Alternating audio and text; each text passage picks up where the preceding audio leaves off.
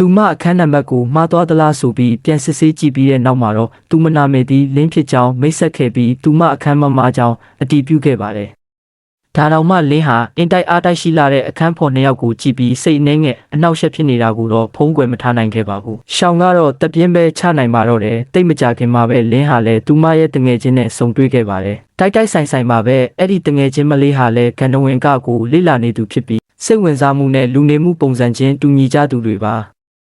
အဲ့ဒီအချိန်ကစပြီးအဆောင်ခန်းလေးသူညလေးရဲ့အဖွဲ့ဝင်၄ဦးဟာတရားဝင်စတင်ဖွဲ့စည်းမိသွားကြပြီးတက္ကသိုလ်ဝင်တွင်မှာတော့လူပြောအများဆုံးမေဂျာတူမောင်မယ်တစ်လွင်အဖွဲ့ဖြစ်လာခဲ့ပါတယ်။မောင်မယ်တစ်လွင်ကြိုးဆိုပွဲအပြီးမှာစီနီယာအကိုကြီးတယောက်ကလင်းကိုအဆောင်ထိလိုက်ပို့ပေးခဲ့ပါတယ်။အဲ့ဒီမှာသူဟာအဆောင်ခန်းလေးသူညလေးကချစ်စရာကောင်းတဲ့ဂျူနီယာလေးတွေနဲ့မထင်မှတ်ပဲဆုံခဲ့တာပါ။သူဟာတဘာဝအတိုင်းတက်ကြွဖြစ်လက်သူဖြစ်တာကြောင့်မောင်မယ်တစ်လွင်လူမှုရေးပွဲတော်ကိုအဖွဲ့လိုက်တက်ရောက်ဖို့စိတ်အားထက်သန်စွာနဲ့ဖိတ်ကြားခဲ့ပါတယ်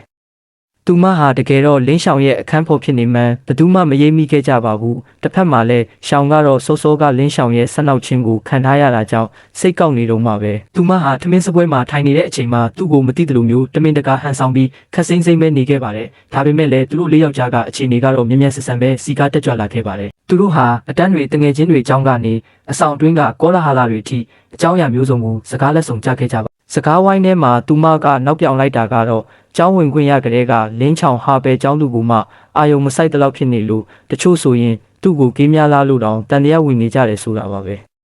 အဲ့ဒီနောက်ပြောင်မှုကိုအားလုံးကဝိုင်းရကြပေမဲ့လင်းချောင်ကတော့ဘာတော့ပြန်မှုမှမပြပဲတိတ်တိတ်ဆိတ်ဆိတ်သာနေခဲ့ပါတယ်ဒါပေမဲ့လင်းချောင်ကရှောင်းပေါ်အလိုလိုက်ပြီးဂယုတဆိုင်ရှိပုံကဖွဲ့တဲ့ကစီနီယာတယောက်ရဲ့အာယုံကိုချက်ချင်းပဲဆွဲဆောင်သွားပါတယ်